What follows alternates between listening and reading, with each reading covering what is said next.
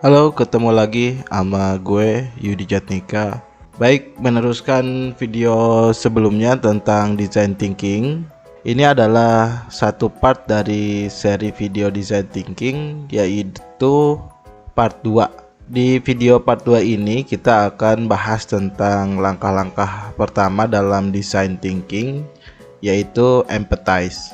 Oke, langsung aja kita bahas. Tahap pertama dalam design thinking adalah empathize atau empati ya. Ini melibatkan pengumpulan data dan wawancara dengan pengguna untuk memahami kebutuhan masalah dan harapan mereka secara mendalam. Tujuan tahap empathize dalam design thinking adalah untuk mengembangkan pemahaman yang mendalam tentang pengguna atau klien yang akan dilayani oleh solusi yang akan kita buat. Pada tahap ini, tujuan yang pertama adalah memahami pengguna, mengenali dan mendapatkan wawasan yang lebih mendalam tentang pengguna, termasuk kebutuhan, motivasi, tantangan, dan pengalaman mereka. Ini membantu dalam merinci dan menghargai perspektif pengguna yang berbeda. Lalu tujuan yang kedua adalah membangun empati. Sesuai dengan tema pada video ini ya, empathize. Mengembangkan empati terhadap pengguna dengan melihat dunia dari perspektif mereka. Ini membantu tim untuk merasakan dan memahami perasaan, keinginan, dan kebutuhan pengguna secara mendalam.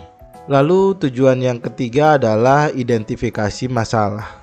Mengidentifikasi masalah yang dihadapi oleh pengguna yang mungkin belum terdeteksi atau diabaikan sebelumnya. Memahami masalah dengan lebih baik adalah langkah penting dalam perumusan solusi yang efektif. Yang terakhir tujuannya adalah membangun landasan yang kuat. Tahap empathize menciptakan dasar yang kuat untuk tahap-tahap berikutnya dalam proses design thinking, seperti tahap define atau mendefinisikan, di mana permasalahan yang harus dipecahkan secara spesifik didefinisikan. Oke, berikut itulah kurang lebih 4 tujuan utama dalam melakukan langkah empathize ini. Dengan memulai proses dengan tahap empathize, tim dapat memastikan bahwa solusi yang akan dibuat benar-benar berdasarkan pada kebutuhan dan pengalaman pengguna yang nyata, sehingga meningkatkan kemungkinan kesuksesan dalam mengembangkan solusi yang relevan dan bermanfaat. Membahas tahap empati dalam design thinking adalah salah satu tahap yang paling penting dalam proses ini. Di tahap ini, tim fokus pada memahami pengguna dan pengalaman mereka dengan mendalam. Berikut adalah beberapa cara untuk menjalankan tahap empati, yaitu yang pertama adalah wawancara pengguna. Tim harus berbicara langsung dengan pengguna potensial atau yang sudah ada untuk mendengarkan cerita mereka. Ajukan pertanyaan-pertanyaan terbuka dan mendalam untuk memahami tantangan, kebutuhan, dan harapan mereka. Pastikan untuk mendengarkan tanpa memberikan penilaian awal. Yang kedua adalah observasi. Selain wawancara, observasi langsung kepada pengguna dalam situasi yang nyata juga sangat penting. Melihat bagaimana pengguna berinteraksi dengan produk atau lingkungan mereka dapat memberikan wawasan yang berharga tentang kebutuhan mereka. Yang ketiga adalah persona pengguna. Tim dapat membuat persona pengguna yang merupakan representasi fiktif dari berbagai tipe pengguna yang mungkin. Persona ini membantu tim memvisualisasikan dan mengerti siapa yang mereka targetkan. Yang keempat adalah mengumpulkan data sekunder. Tim dapat mengumpulkan data sekunder seperti penelitian pasar, analisis tren, dan informasi terkait lainnya yang dapat memberikan konteks lebih lanjut tentang pengguna dan masalah yang relevan. Yang kelima, dapat melakukan langkah empati dengan tim sendiri. Anggota tim dapat berusaha untuk mengalami pengalaman atau tantangan yang serupa dengan pengguna.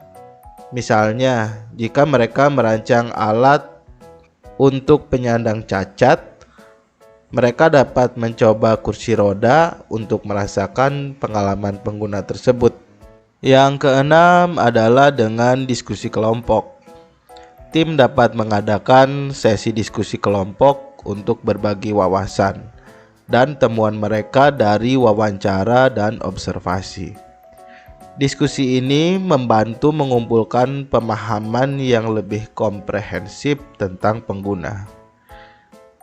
Yang ketujuh adalah menggunakan alat design thinking. Beberapa alat atau teknik desain khusus seperti peta empati atau empathy map atau perjalanan pengguna atau user journey dapat digunakan untuk membantu mengorganisasikan dan menganalisis informasi yang diperoleh selama tahapan empati. Yang kedelapan adalah berempati dengan sikap terbuka dan tidak berprasangka. Selama tahap ini, anggota tim harus berusaha untuk benar-benar memahami pengguna dan meluapkan asumsi mereka. Tidak ada pemikiran atau penilaian awal yang dibawa ke dalam proses ini.